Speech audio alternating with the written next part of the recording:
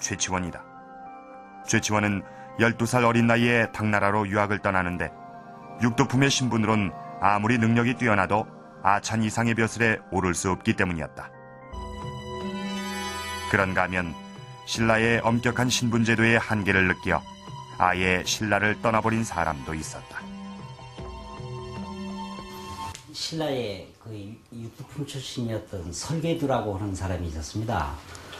이 사람은 자기가 골품제 하에서는 자기 능력을 충분히 발휘할 수 없다고 믿고 당나라로 오늘날 같으면 이민을 가가지고 당나라에 가서 당태종이 고구려 원정을 할 때에 참여를 했습니다. 참여를 해가지고 열심히 싸우다가 죽었는데 그 당태종이 저게 누구냐 하니까 그 신라의 설계두다. 그래가지고서 죽은 후에 대장군에까지 포상이 되는 그런 일화가 있습니다. 신라에 복속된 김유신 가문은 신라 최고의 신분인 진골 귀족에 편입됐다. 그러나 그들은 신라의 정통 진골 귀족 집단과는 달랐다.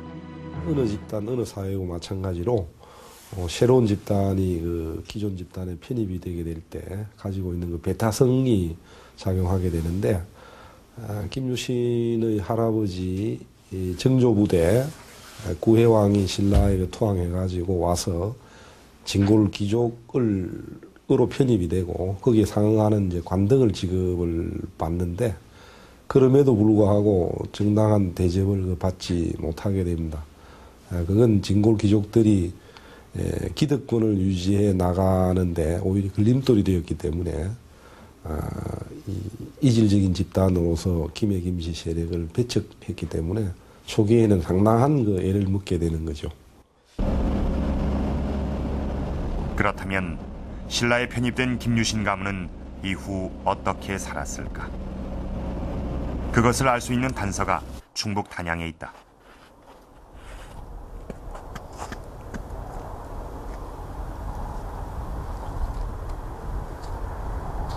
충북 단양군 하방리에 세워진 단양 적성비.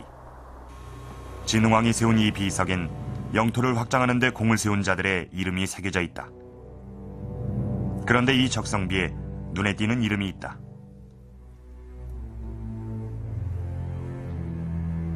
무력, 바로 김유신의 할아버지다.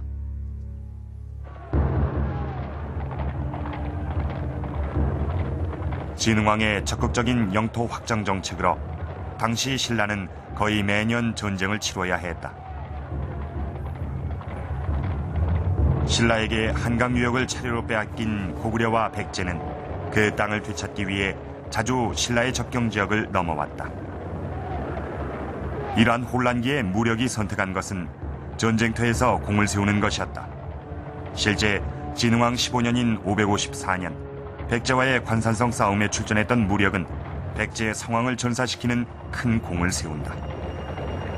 그러니까 이 가야계가 그렇지 않으면 이 엄격한 신라사에 살아남을 수가 없지 않습니까? 가야계로 볼 때는 생존을 위한 몸부림이라고 할 수도 있겠습니다. 그러니까 스스로 이런 어려운 길에 자임을 하고 나갈 수도 아마 있었다고 봅니다. 여러 차례 전쟁터에서 공을 세운 김무력은 신주군주로 임명된다. 신주는 한강 유역으로 당시 삼국 간의 분쟁이 심하던 곳이다. 그리고 김무력의 뒤를 이은 아들 김서연은 만도군 태수로 임명되는데 이군 역시 백제와 접경 지역이다. 김유신 가문은 이렇게 변방으로만 떠돌았다. 신라 입장으로 볼 때는 이렇게 편입된 진골에 대해서 하나의 견제의 의미도 있을 수 있다고 생각을 합니다. 김유신 가문이 신라 사회에서 인정을 받지 못했다는 것을 알 수 있는 또 한 가지의 기록이 있다. 삼국사기엔 김유신의 아버지 김서현과 만명 부인의 결혼을 자세히 기록하고 있는데 흥미로운 건 두 사람의 결혼을 야합이라고 표현했다. 왜 삼국사기에선 야합이라고 기록했을까? 그 의문을 풀 수 있는 것이 만명 부인의 신분이다. 버풍왕에겐 입종갈문왕이란 동생이 있었다. 그 입종갈문왕의 아들이 수클종이고 수클종이 진흥왕이 죽은 뒤 그 부인이었던 만호태우와 결혼을 해서 낳은 딸이 바로 만명부인이다. 즉, 만명부인은 법흥왕의 조카인 수클종의 딸로 신라 최고의 신분인 왕족인 것이다.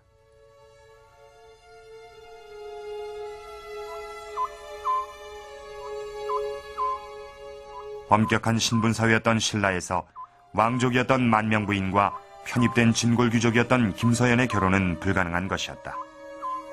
실제 두 사람의 결혼은 순탄치 않았는데 집에서 도망나온 만명부인은 김서연이 있던 진천으로 도망가 살게 된다.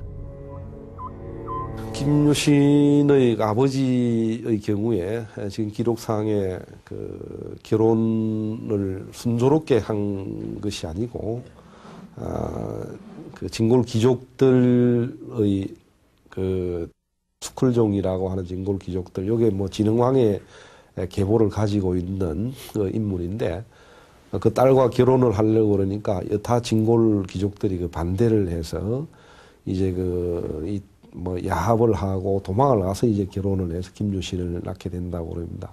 그것은 이 진골 귀족들이 가지고 있는 어떤 그 배타성이 여기에 그 작용을 했던 거죠. 이렇게 어렵게 결혼을 한 김서현과 만명부인. 그 두 사람 사이에서 김유신이 태어났다. 생가터가 있는 뒷산엔 태령산이 있는데 이곳엔 김유신의 태를 묻은 태실이 있다. 태령산이란 이름도 거기에서 유래된 것이다. 정상이네요. 예. 우리나라에 남아있는 태실 유적 같은 김유신의 출생지가 경주가 아닌 진천인 이유. 그것은 금관가야국 출신이었던 김유신 가문이 신라 사회에서 겪어야 했던 신분의 한계를 의미한다.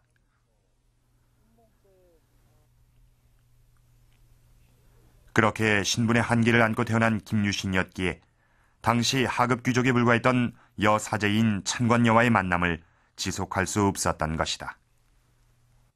김유신의 경우는 바로 신라의 진골 귀족으로 편제되긴 했지만 그러한 이제 신라에 복속된 금강가야의 그 왕족의 후손으로서 진골 귀족이긴 하지만 낮은 단계의 그 진골 귀족이 되는 것입니다.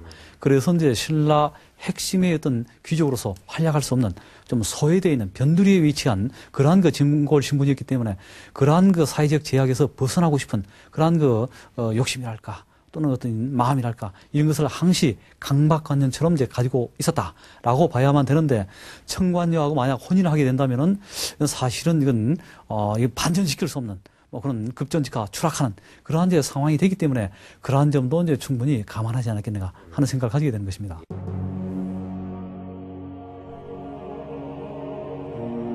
여사제였던 청관여와의 사랑이 이루어질 수 없었던 데엔 또 한 가지 이유가 있다. 법흥왕 때 이차돈이 순교하면서 신라 사회엔 불교가 공인되게 된다.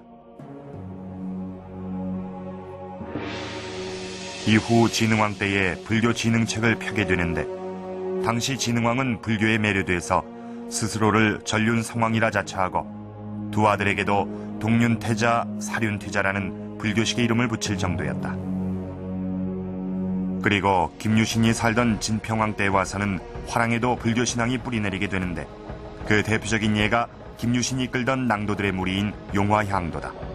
이는 불교의 미륵신앙을 추구하던 단체다. 이런 분위기에서 토착신앙의 상징이